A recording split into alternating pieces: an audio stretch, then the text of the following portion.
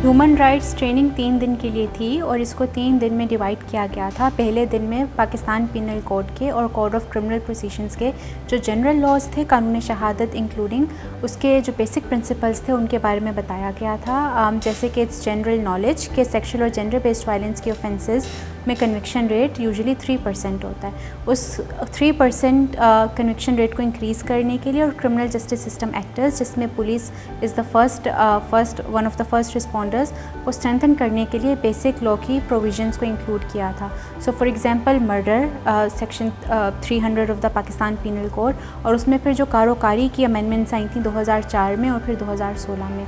उसके अलावा child sexual abuse जो 377B के अंदर 18 साल से कम उम्र के बच्चों के लिए जो एक लेटेस्ट सेक्शन एक अमेंडमेंट आई थी 2016 में, उसके बारे में बताया गया। 2021 में जो रेप के रिगार्डिंग अमेंडमेंट्स आई थी, जिसने 375 को रेप को रीडिफ़ाइन किया था, उसको और ज़्यादा जेंडर सेंसिटिव किया था, उसके बारे में बताया गया था। क्योंकि पहले ऐसा होता था कि बच्चों के ख़िलाफ़ सिर्फ सेक्शन 377 यूटिलाइज़ किया जाता था।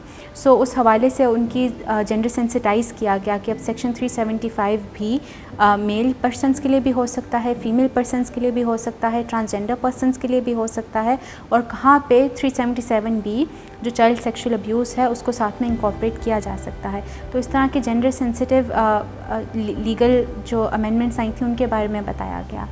सेकेंड डे को हमने स्पेशल लॉज के बारे में पढ़ा। जैसे सिंध एक बहुत ज़्यादा प्रोग्रेसिव लेजिस्लेशन के लिए जाना जाता है, तो इसके प्रोविंशियल लेवल पे जो स्पेशल लॉज आए, जैसे Sindh child marriage restraint act, domestic violence का एक्ट और दीगर ऐसे एक्ट्स। उसके अलावा जो फेडरल लेवल के ऊपर कवानीन स्पेशल लॉ आए, जैसे ट्रैफिकिंग इन पर्सन एक्ट 2018 और वर्क प्लेस हरेसमेंट का एक्ट जो रिसेंट अमेंडमेंट भी जिसके अंदर आई है 2022 में।